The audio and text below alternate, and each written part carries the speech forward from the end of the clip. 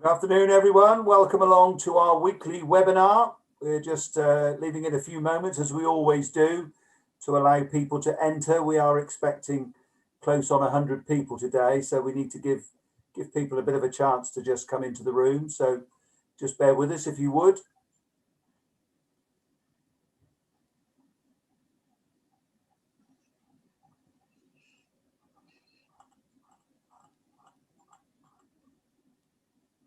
Once again, we will be working with Slido today for questions and a couple of polls. And I'm going to be handing over to Howard very shortly, who'll take you through the rules and regulations for that. But if you, as I say, if you could just bear with us a few more seconds, just giving people a chance to come in. We're just about halfway there now in terms of those we're expecting. So we'll give it another couple of minutes. It's only a minute past 12 now. Hope you're having a good day. I don't know what the weather's like with you, but the sun is shining in Somerset, which is auguring well for the weekend, I hope. Got a message from Steve in Cardiff. Steve saying hello all. Hello to you, Steve. Thanks for joining us. Hope you find the next hour of benefit and value. If anyone else wants to share who they are, who they work for, where they're from in the chat box, we'd be pleased to hear from you. There's also a link that Leaders Meets have just published in the chat box regarding the Slido address for today, for the poll and for the Q&A session that's going to follow. So please do use the chat box.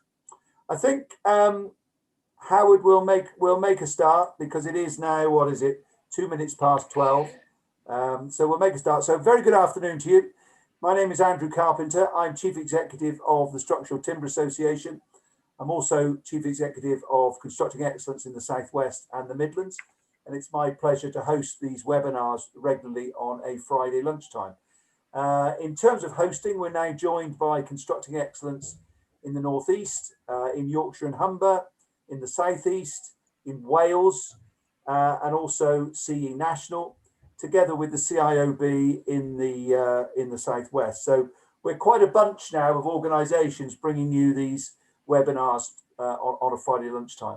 I'm delighted to say today that our guest is Maria Dunn from Birmingham City Council. Now, Maria last spoke back about 7 or 8 months ago. It was last summer. We think it was June time. But there is a recording on the Leaders Meets webpage if you'd like to look out for it. But we asked Maria to come back just before Christmas. But unfortunately, she was suffering from COVID-19 and we had to postpone it. So I'm delighted, Maria, that you're better. And I'm delighted that you can join us today for this update on Birmingham's route to zero this afternoon. Before I ask Maria to kick off, I'm going to hand over to Howard from Leaders Meets, who's going to take us through the house rules. Over to you, Howard. Thank you, Andrew. You'll find on your busy screen in front of you that there's a QR code there. We're going to be using a little tool called slido.com. We've been using it for a number of weeks. For those of you who've not used it before, it's a means by where you can ask questions through a Q&A menu. It's also a means by which we will do some polling, and today that will be after Maria's talk. And also, finally, so that we can get feedback, so that we can learn and how we can improve. So if you have a smartphone, you can use the QR reader. If not, you can go to slido.com and use the code #LM and today's date, and you'll be then able to ask your questions and participate in the poll. Thanps very much. Back to you, Andrew. Thanks very much. I'm going to take a lead from the webinars I've attended in the States, where I'm just going to do a few shout outs. So I'm going to say hi to Robert Chapman. Hello to you. And hello to Andrew from New College in Durham. Alistair from Wales Construction, and Patrick Hannay from Touchstone Journal. Hello to you. Ian Howell, thank you, and thank you for joining us, and welcome to you. Ross Midgley is with us. That's great to see you, Ross. And I think that probably, Stephen Clark, I beg your pardon, Stephen. Hello to you. Thank you for joining us. I hope you find the session useful. It is my great pleasure to welcome back Maria. Thank you so much for giving of your valuable time. There can be no doubt that the global top issue of the moment is the carbon crisis, the climate crisis. And I'm so pleased to say that we have, with Birmingham City, one of the leading exponents in terms of leadership in this arena here in the UK.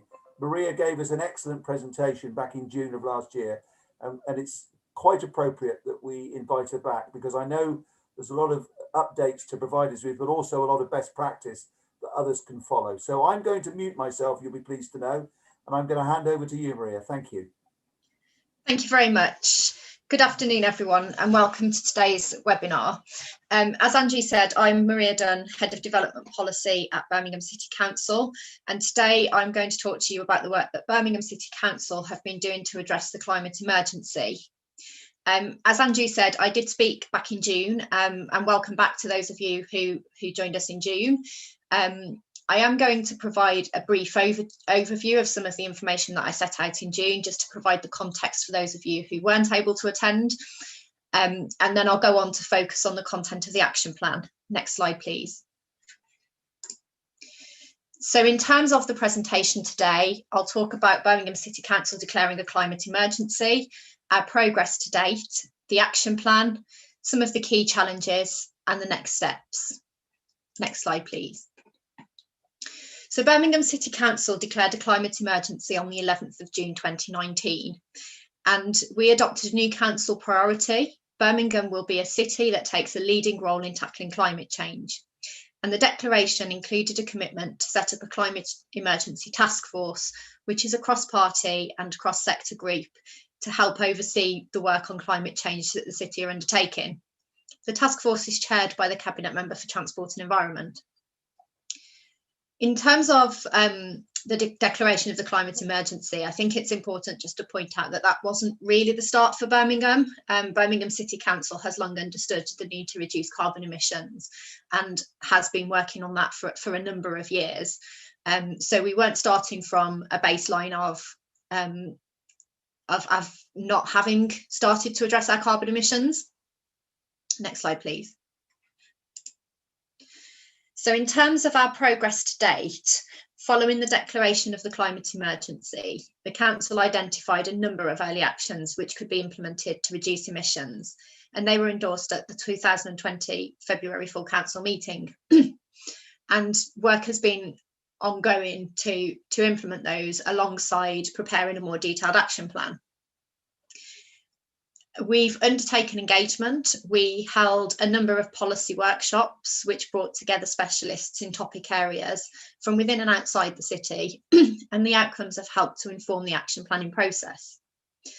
And also a number of engagement workshops have been held with the community, and an online survey was undertaken to explore people's thoughts on climate change and their role within it, and to ascertain the messages that are likely to resonate and how they should be delivered for best success, and to understand how to engage audiences further. We commissioned a carbon reduction study, and Thesis undertook this work for us, and it concluded late last year.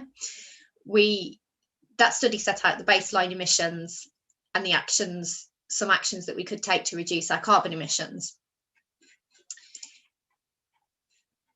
In terms of the carbon reduction study, once that was concluded back in September last year, we took a report to September Council, which drew together the work that we'd undertaken to date. And that report is actually available on the City Council's website if people want to look at that in more detail. So following September Council, we were required to report back to January Council. And we did this in January 2021, and it was at that stage that we took our action plan for our immediate priority actions to reduce carbon emissions across the city. Sorry, I have just seen a question pop up there in terms of the focus groups. The focus group workshops covered housing, planning, transport, and community engagement. Most of them happened face to face just before the climate change, the COVID emergency, but we did have to move some of them online due to COVID. And I think it's fair to say that COVID has curtailed those workshops a little bit. Next slide, please. So in terms of the action plan, The action plan focuses on the priority actions which will move us forward over the next couple of years, and it sets out the actions that will have the largest impact in reducing emissions. The action plan outlines policy and legislation and examines the need for systems change and climate justice, and it identifies what we can control and influence, and it will set out where we are working with partners. And I think the key thing here is that it's about collaboration. Birmingham City Council can take significant measures to be a net zero carbon organisation itself, but in terms of making the city net zero carbon, we are a great influencer, but we do rely on collaboration with others and people being willing and wanting to change and to achieve net zero. So the action plan is themed around 7 topic areas, and I'm going to spend some time going through each one in turn and setting out some of the key areas of work under each. Next slide, please. So our first priority action is new build housing. Birmingham Municipal Housing Trust, which is the City Council social housing provider, is undertaking a passive house trial. So we're not on site at the moment, but we're in the early stages of undertaking passive house trial. We have a site at Dorbury Fields, and the passive house trial will allow us to really understand the cost difference between the current specification that we build to and achieving passive house across all of our new build stock. And it will also, as we go along, provide opportunities to improve the BMHT new build specification. So the aspiration is to build around 7,000 new homes by 2031 and to build those to the highest possible environmental standards. We are also going to undertake a review of the policies within the Birmingham Development Plan, which contribute to carbon reduction. So Birmingham Development Plan will be 5 years old in January 2022. And for those of you who might be planners in the audience, I'm sure you're aware that development plans are required to be reviewed every 5 years to see if they're up to date. And we see this as an opportunity to have a look again at those policies and see how much further we can push in terms of pushing up standards through development plan policies.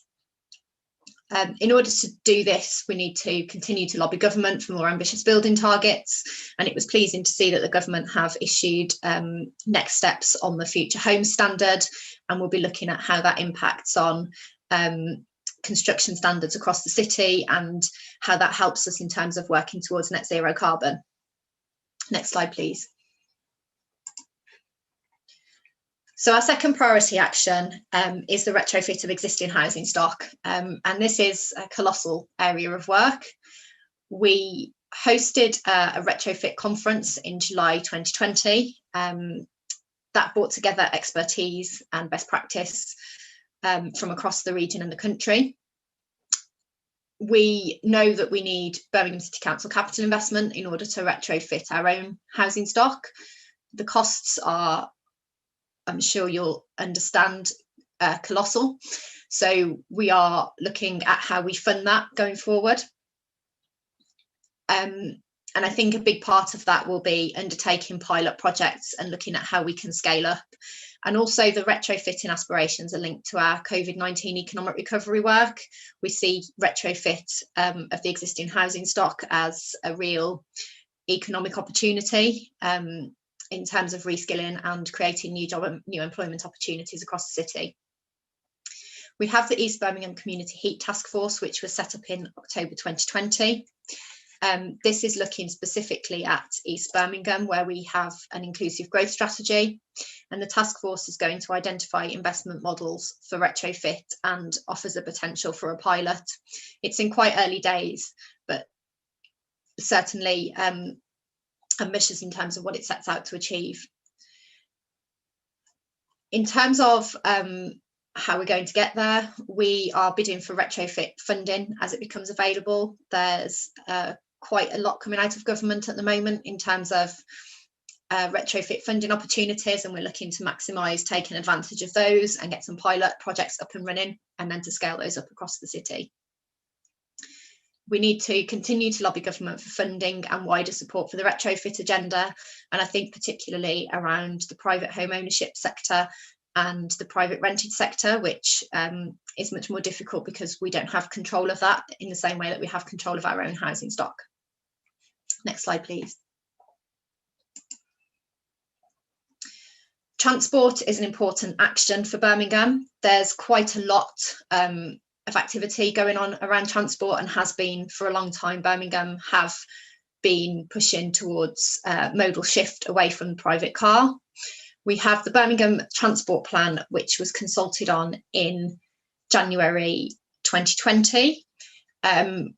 The adoption of the Birmingham Transport Plan was put on hold due to COVID-19, but what we had was the Birmingham Emergency Transport Plan, and this really maximised opportunities to attract government funding around walking and cycling and social distancing measures.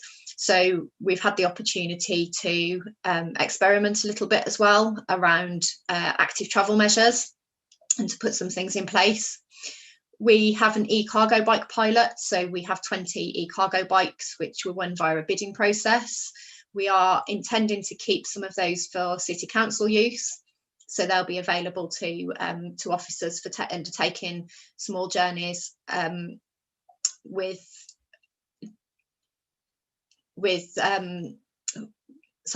carrying things that you wouldn't necessarily be able to carry on a regular bike. The e-cargo bikes have the potential to replace some journeys undertaken by small delivery vehicles within the city, and we have a number of organisations who are interested in those. Unfortunately, again, the rollout has been slowed due to us entering a third national lockdown, and the training and rollout of those being impossible in those circumstances. So just as soon as we're able, we're looking to roll those out to our partner organisations. Hydrogen buses, we have 20 double-decker buses to kickstart the hydrogen market, and they are due to be on the streets of Birmingham later this year. I think there was some publicity a couple of weeks ago around the first hydrogen bus coming off the production line. So really positive news in terms of starting to decarbonise the public transport network. We already have electric buses, particularly on the number 6 route from Birmingham to Solihull, where there are 19 fully electric buses. We have the Clean Air Zone, which will be operational from June 2021, and that includes investment in electric taxis. So it's a charge on the most polluting vehicles entering the city centre, primarily looking at clean air, but implications for carbon reduction, hoping to reduce the number of highly polluting vehicles in the city and overall number of trips into the city by private car. In terms of what we need to do next, we need to adopt and implement Birmingham Transport Plan. We have ambitious aspirations in there around city centre segments and increased pedestrianisation and provision of segregated cycle lanes, and it's really aiming to make those shorter journeys within and around the city centre of 1 mile or less, really aiming to push people away from the private car for making those sorts of journeys. Working with the industry and Transport for West Midlands to develop zero carbon public transport network by 2025, and lobbying for a bus service franchise. Next slide, please. And next priority action is electric vehicle charging points. So again, part of the transport agenda. We've secured funding for 197 fast and rapid chargers, and that provides 394 charge points, and they're to be rolled out across the city by 2022. And the next step from there is to scale up to around 9,000 chargers by 2030, of which 600 will be fast and rapid. And it's hoped that this will really promote a switch to electric. And the link back to the Clean Air Zone is around those first fast and rapid chargers being targeted to places where taxis can charge. So particularly trying to push forward on the electrification of taxis. And we have a number of schemes to help support that financially within the city. We aim to create an efficient regulation framework to enable the scale of change for the installation of electric charge points. And as I said, the wider EV charging strategy is hopefully going to be published by March of this year. We are working on that at the moment. Addressing the challenges of EV home charging will be an important next step for us. Terrace properties in particular, where people don't have access to a driveway or a garage to charge. We're looking at solutions such as charging points in curbstones and lampposts, which will allow people in terrace properties to be confident that they'll have somewhere to charge an electric vehicle. We need to simplify the framework for the network. At the moment, there are lots of different companies rolling out charging points, lots of different apps. So I think depending on which city you're in, you can be required to download different apps. Getting to a point, certainly locally, where everything's running off one app, I think is quite important. And lobbying developers on EV inclusion, and lobbying government for support on more on EV charging.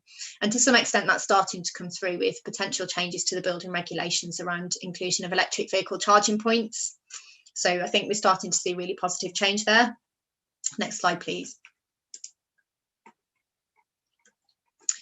Waste is a big area for us to take action on. So we have a waste strategy from 2016 and a waste capacity study from 2014. We need to look at total waste arisings. I think there's a lot of emphasis on household waste, but actually industrial and commercial waste is very important and a big chunk of the waste that we create.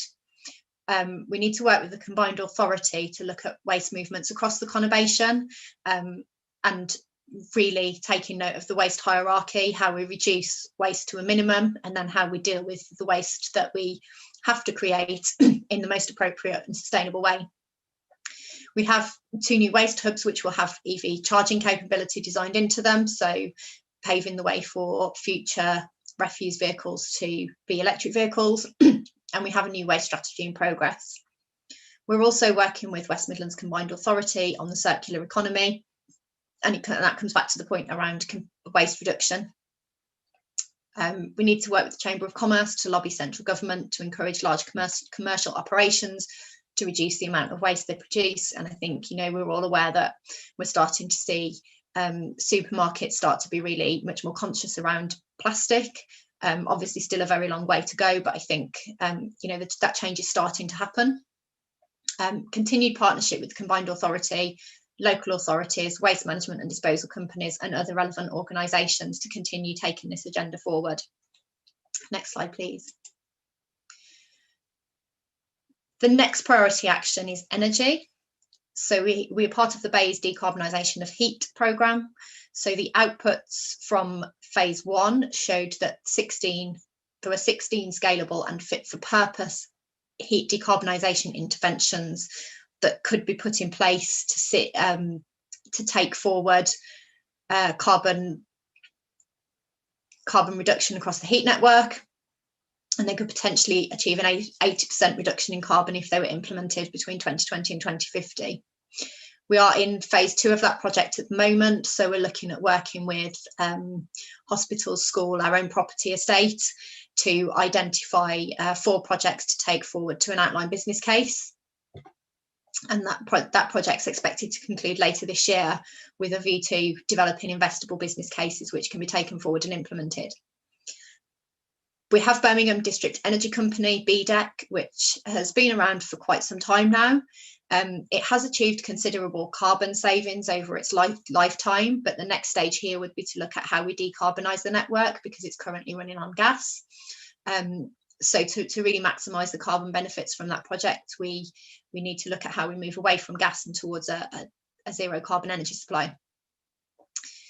We have lots of work going on around Tyseley Energy Park. For those of you who know the city, it's a particular area of the city where our energy from waste plant is, and Webster and Horsfall are located there, and they're very ambitious in terms of taking forward the decarbonisation of energy agenda. So working closely with Tyseley Energy Park and looking at potentially promoting it as a national centre for decarbonisation of heat.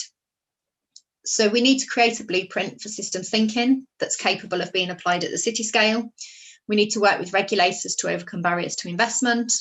We need to develop skills and training in a commercial environment, and we need to maximise development of Tyseley Energy Park. And one of the ways that we see of doing this is to look at the potential for it to become the National Centre for Decarbonisation of Heat. We need to submit proposals to the ERDF and other funding sources to acquire additional space for business incubation, and we're maximising our opportunities for partner working, such as with University of Birmingham, who are quite heavily involved with Tyseley as well. Next slide, please. So our final priority action area is the natural environment. We are one of, I think, 10 places in England to be part of Future Parks Accelerator. So our Future Parks Accelerator is known as Naturally Birmingham, and there's lots of work here going on around the governance of green space and the future security of green spaces in terms of security and management of them. So looking at the benefits in terms of carbon reduction, the role of green space in obviously mitigation of climate change, but also adaptation, the role of trees in terms of taking carbon out of the atmosphere. So really looking at how the important role of green space within carbon reduction agenda, and how the improvement of our green spaces can really help us in terms of reducing carbon emissions and adapting to climate change. We have a project called the Coal Valley Route, for which we have an ERDF bid and a GBS LEP expression of interest. And this is based around improving walking and cycling links on that route. So really opening it up as a green corridor and a transport corridor, and lots of multifunctional benefits in terms of active lifestyles, health benefits, carbon reduction, and a transport opportunity, active transport opportunity. Rehabilitation of the city's green space, again link back to the Future Parks Accelerator, how we ensure that our green spaces are well maintained and fulfilling all of their functions well. Also looking to increase canopy cover in the city to a minimum of 25% in all wards citywide. So currently some wards have 25% canopy cover or more, but there are some wards in the city which have fairly low canopy cover. The aspiration is to try and achieve 25% in all wards citywide. That's going to be more challenging in some areas than other areas. That's our aspiration for the future. And then we are involved with supporting the West Midlands National Park concept, looking at how the idea of greening the city can really help us in terms of addressing climate change. And we recently launched, on the 26th of January, we launched consultation on our future city plan. And that starts to really embed some of these. The initial consultation is a kind of option stage, thought gathering exercise, but the plan will really start to embed these concepts of greening the city and achieving net zero carbon within our future vision for the city. Next slide, please. So our key challenges. We can't do it alone. As I've already said, it's really important that we collaborate with all of our partners. We need everyone in the city to engage with net zero carbon. We need to really be able to change people's behaviours and help people to understand the importance of working towards net zero carbon across the city and the consequences of not reducing our carbon emissions. The impacts of the COVID-19 pandemic are unknown. I think, we've been in a state of limbo for quite some time in terms of being in and out of lockdown. We've seen different impacts. We've seen people working from home much more. We've seen people travelling a lot less. But I think it's fair to say that where people have to travel, we've seen a shift back to the private car in some instances.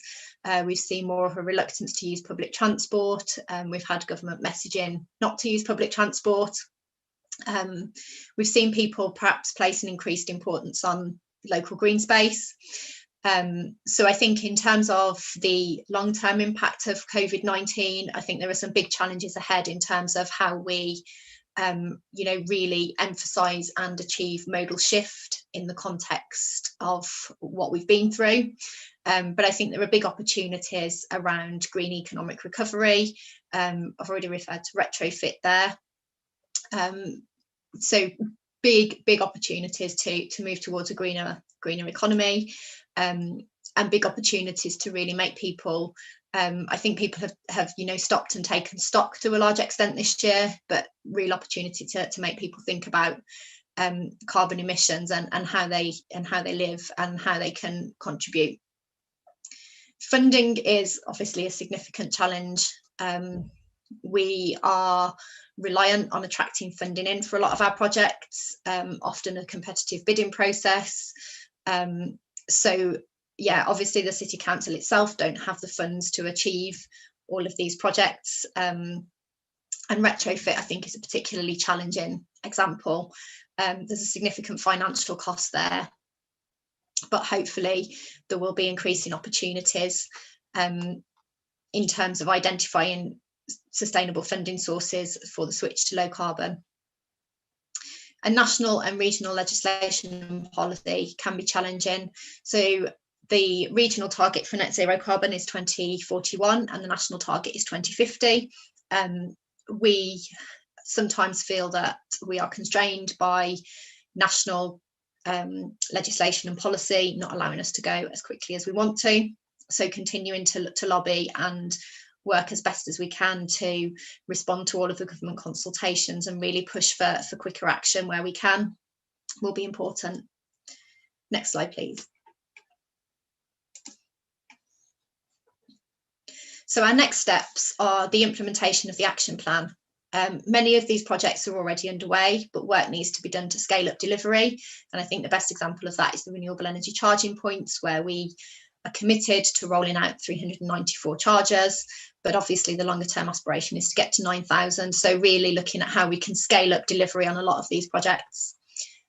Transitioning the task force into a climate assembly to continue to support the delivery of the action plan. I think the task force has been really helpful in terms of bringing in a lot of key players from across the city, a lot of different organisations.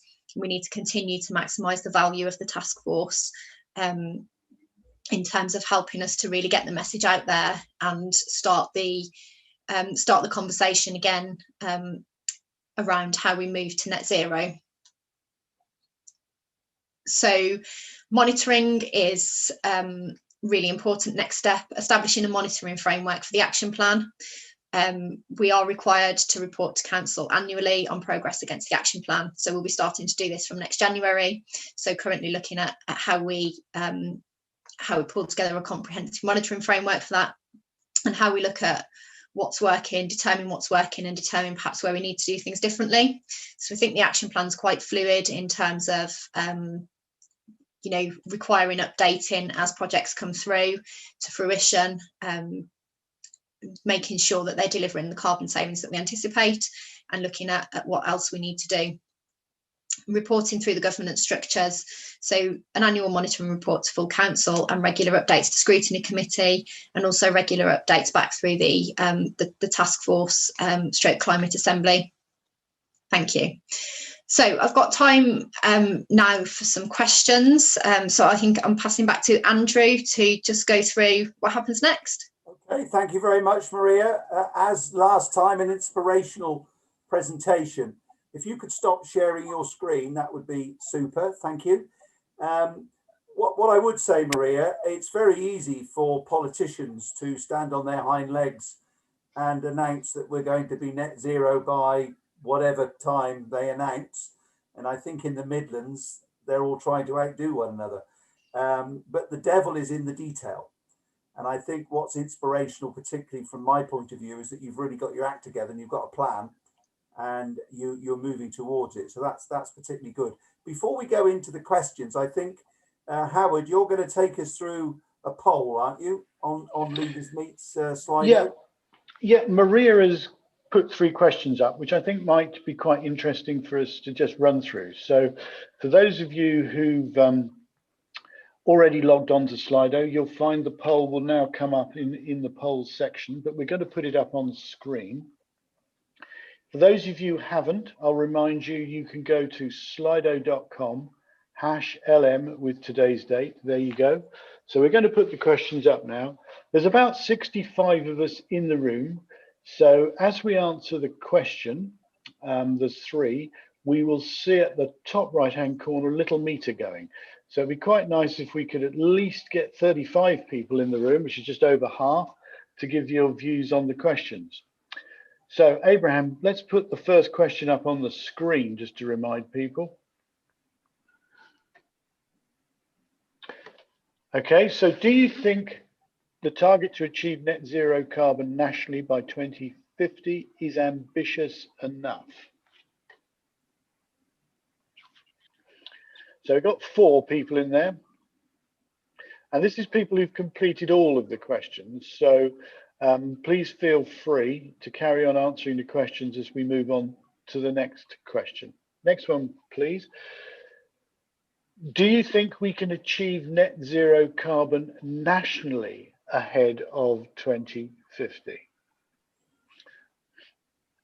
So we're getting up to 15, which is quarter of us. So let's see if we can raise it a bit higher. And we have one last question. In your view, what should be the biggest priority for reducing CO2 emissions in the UK? So that's an open question. So please just take a little bit of time to tap your answer in.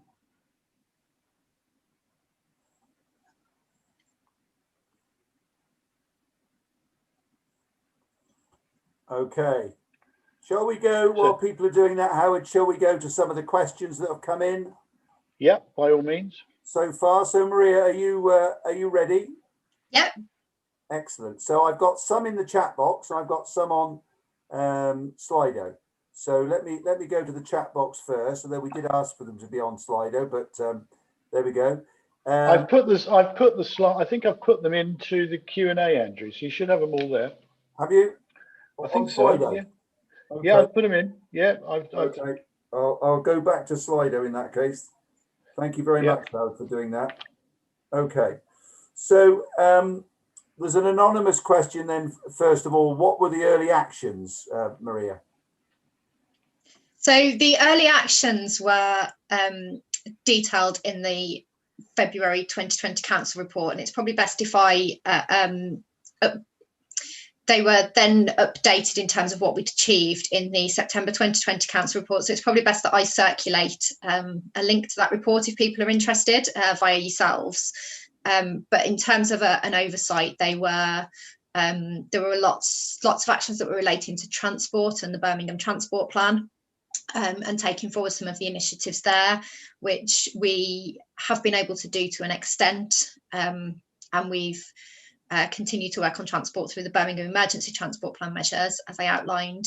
There were actions around the council's own carbon emissions, so starting to look at how we as a city council operate, how our staff travel, etc. And I think that whilst COVID has meant that at the moment we're all working from home, there's a lot of work going on around how we return to the office and what that looks like, and what our carbon impact is. And in terms of the council's own carbon emissions, one of the things that's not explicitly referred to in the council's early actions is the need to really consider how all of our decision making impacts on our carbon emissions. So what we're starting to do on a trial basis is require sustainability assessments of our cabinet decision-making reports and our CLT decision-making reports. So essentially it's really pushing the message out across the whole council and really making sure that all areas of the council are considering their impact on carbon emissions. Okay, thank you. Let's move on then. Howard, if we could get the next question up, which has come, I believe, from Keith Lawton. So to what extent does the action plan as outlined align with the Sustainable Development Goals from the UN? Is there an implicit link between what you're doing in Birmingham and these goals? Yeah, there's not a direct reference to the Sustainable Development Goals in our action plan. But I guess the UN Sustainable Development Goals are very much embedded in our thinking in terms of what we're doing and how we move forward. One of the important things for Birmingham City Council is around a just transition. So really making sure that people aren't disadvantaged by the transition.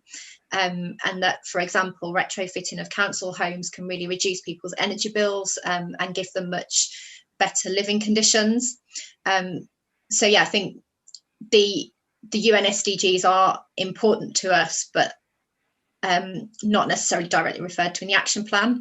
And I think as a planner by background, one of the things that I was interested to see was that the consultation on the NPPF, which has come out recently, starts to refer to the UN SDGs in terms of plan making and planning decisions.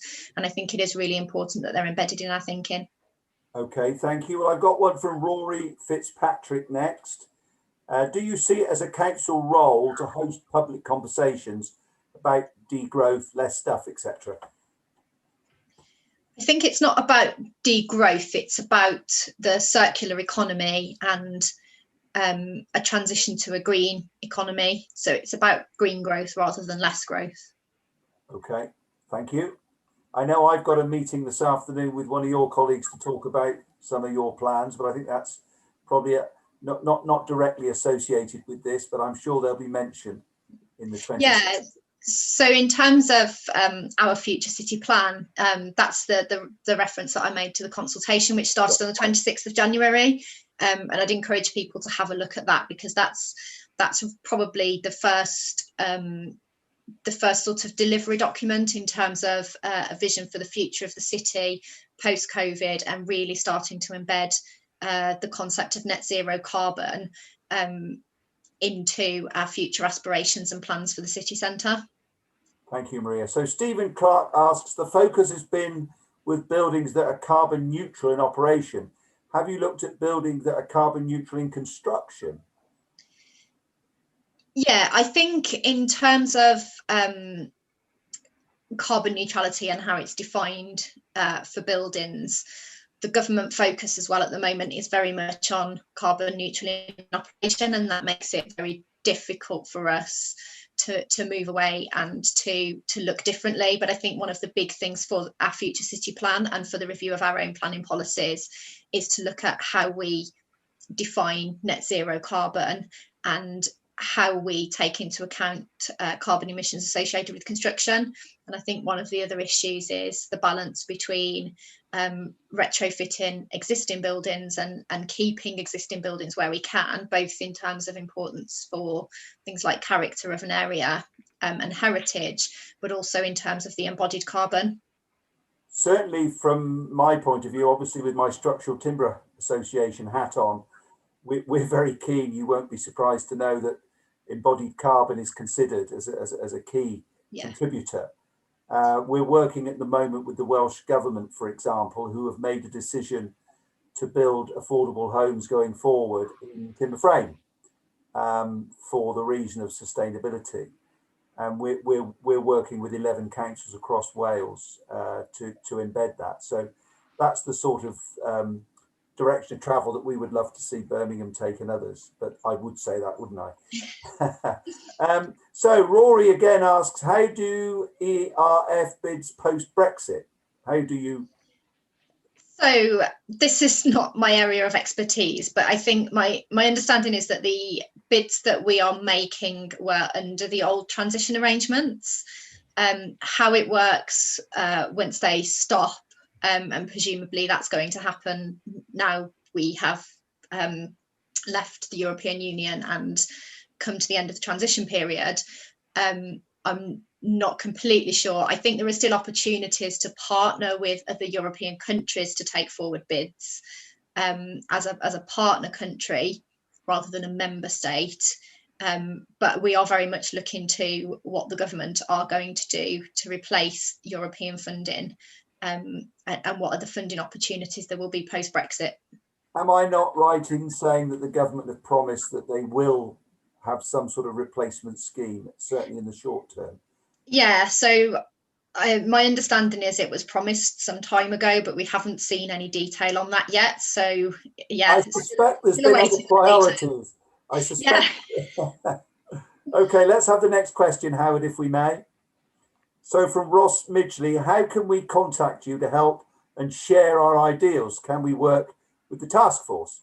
We're based in Birmingham and working with TFWM and WMCA currently.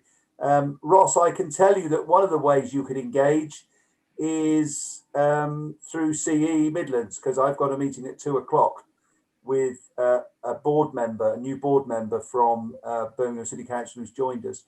And whilst it isn't directly linked into this, it is with the Birmingham City Plan. And I think I'd be right in saying, Maria, that everything you're doing is inextricably linked, isn't it? Yeah, it is inextricably linked. I mean, Ross, if you want to drop me an email outlining what you do, that's great. I'm happy to have a separate conversation offline. Okay.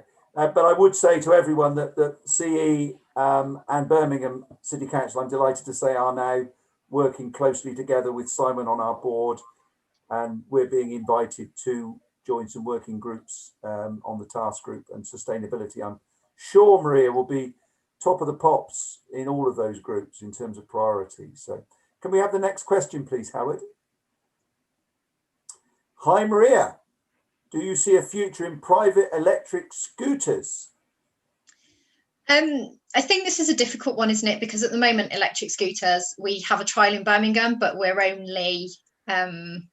only legal within certain defined areas, and only the higher scooters are legal. So I think a lot of it will depend on how current trials go, and how easy to manage they are. I think there are lots of issues around safety concerns, and how you manage e-scooters. But I think potentially, yes, there is a future, but it needs to be carefully managed. Okay. Another question, I believe, Howard. This time from Eric Roberts. Why has Birmingham never implemented an energy hierarchy, lean, clean, green, seen, as part of the planning process?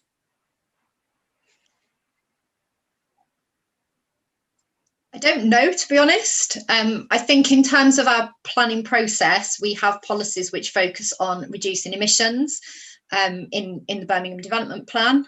When we adopted the Birmingham Development Plan back in 2017, it was adopted. So it went through an examination in public in sort of 2015-16, which was before my time with the City Council. But essentially, when you set planning policies, they have to be independently examined. And we weren't able to get anything more stringent than we have through an examination in public at the time because of viability concerns.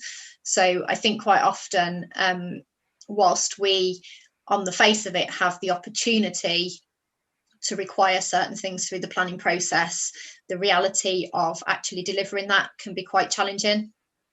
Certainly, the conversations I've had have signified that actually the involvement of planning is absolutely essential, an essential part of what we're trying to achieve. So. Yeah, and I think in terms of energy requirements, it's really pleasing to see that the government now are moving forward on the future home standard, because I think doing it nationally through building regulations really starts to level the playing field, and set out the expectation nationally, and developers don't have to be concerned about different requirements in different areas. Okay, I've got a couple of questions in the chat box, Howard, I'm going to do. Before we get to the poll, if you don't mind. Robert Chapman says, Maria, from a communication perspective, what has been your experience of people's understanding of net zero? I think we obviously have to explain it to people. I think when we go out to the wider community, we need to talk about it in such a way that people understand it. So not necessarily referring to net zero carbon, but I think from the survey that was undertaken online, the key findings in terms of zero carbon were that awareness is high.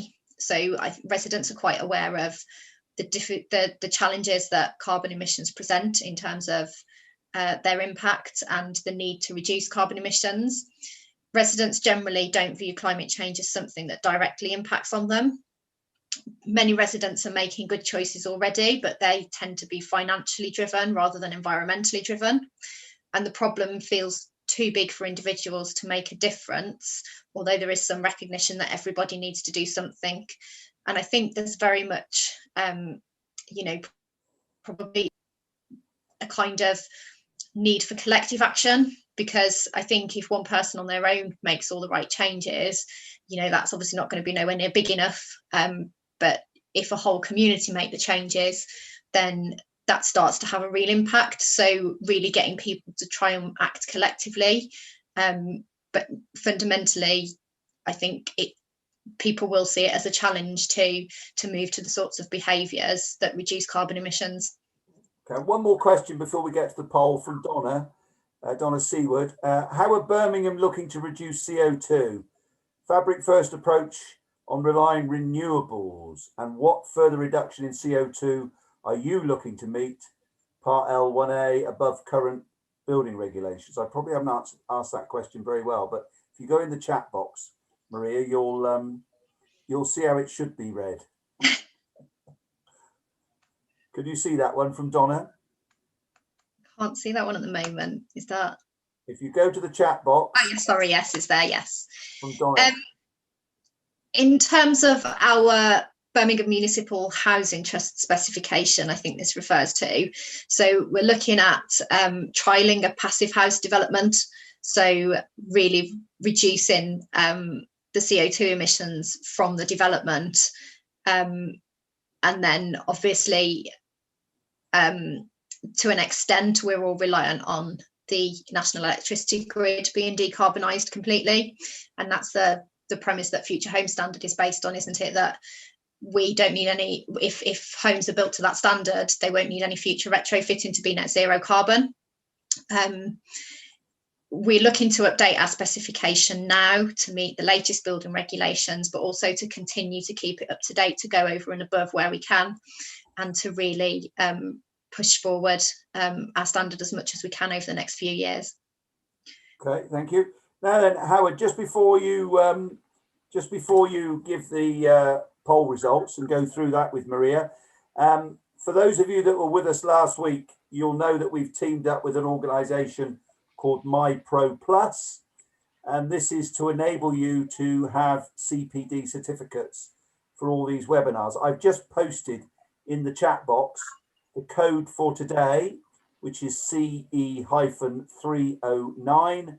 And I've also given you the website that you have to approach to get your certificate. So any of you who want CPD certificates for what you've learnt today, please go to the MyPro Plus link in the chat box and use the code that I've given you to download your certificate. Thank you, Howard, all yours. Thank you very much, Andrew. So we now put up the poll. We have 36 people, so we got just about half. So do you think the target to achieve net zero carbon nationally by 2050 is ambitious enough? Okay, interesting. No, it's not ambitious enough by quite a clear margin. So Maria, do you want to make any comment on that?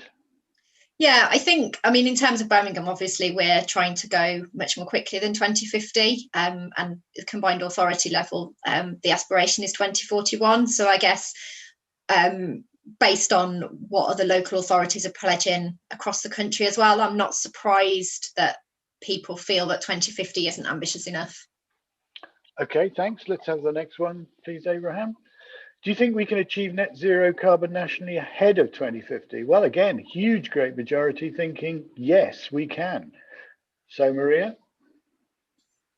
Again, based on the fact that the answers to the first question were that 2050 isn't ambitious enough, I'm not surprised to see similar numbers of people saying, yes, we can do it ahead of 2050. Okay. What we're going to do, I'm going to put the last question up, but given it's a bit open-ended, it might create a bit more conversation. So I'd just like to remind you, we'd be very appreciative if you could give feedback on today's session. So we're going to open the feedback poll. We will keep this open for a good 20 minutes, 30 minutes after today's session. So if you could please take the time to give us feedback survey, that would be tremendous. But we'll now go back to the last question. And here we have a number of open things. So you may want to make comment of this, Maria, as we go down the list.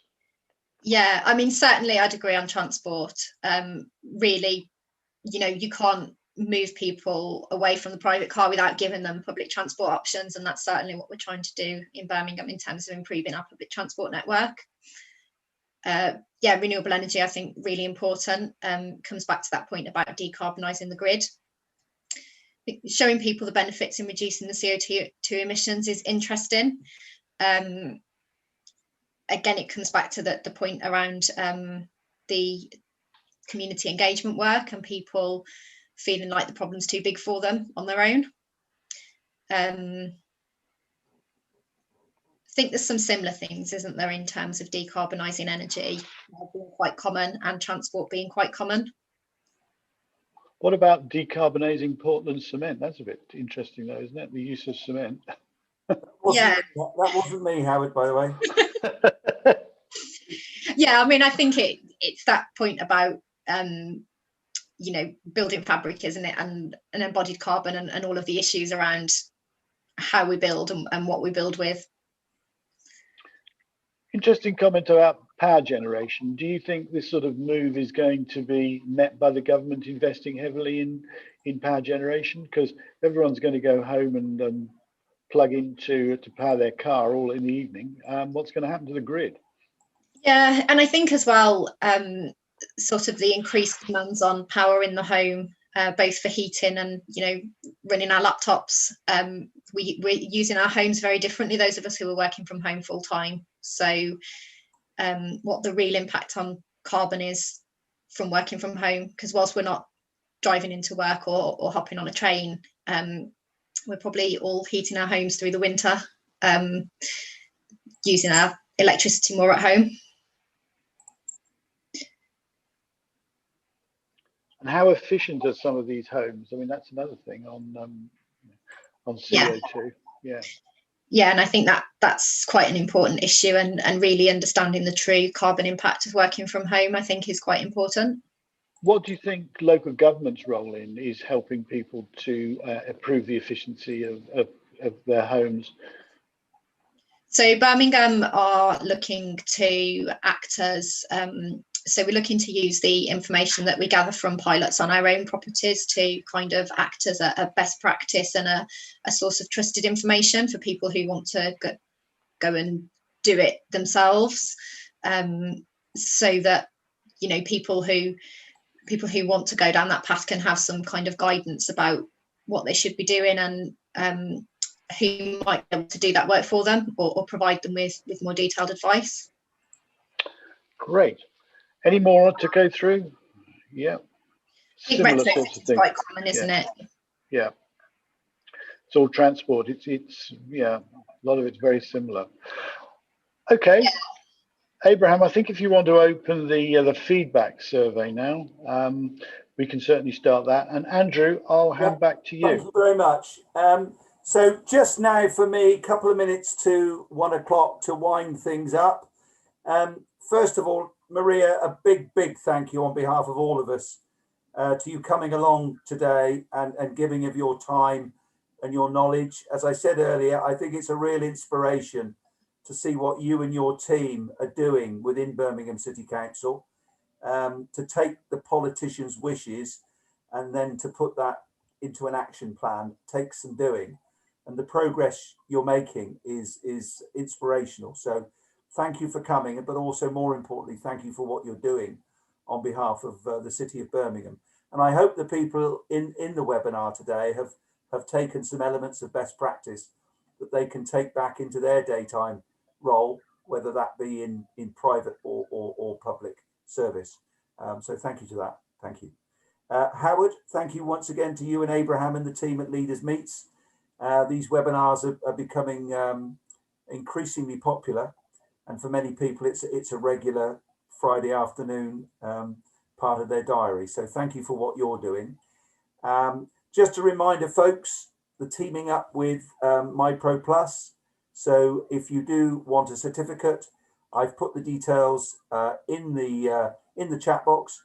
You go to www.myproplus.co.uk, and for today the code is CE-309. So please do download your certificate if you need to. In terms of next week, this time next week, we're going to look at navigating contract administration with Chris Reeves. So we're going into the realms of the legal sector next week, all very important, particularly during this COVID-19 pandemic. But right now, with the time just coming up to 1 o'clock, I'd like to wish you all a very good afternoon and a very pleasant weekend. I look forward to seeing you next week. Cheerio. Bye-bye now. Thank you. Bye. Thank you very much, Maria, for your time. And I hope it was quite, interesting for you to get some feedback as well on people's thinking. Yeah, I think the poll was quite interesting, actually. That probably pretty much what I expected from the sort of audience that we had. Yeah, Yeah, I mean, I pitched the question on the power generation because I really have a concern we're not investing seriously enough in power generation. Yeah. I mean, I know, you know, this idea we'll have tons of wind farms, but apparently it's not a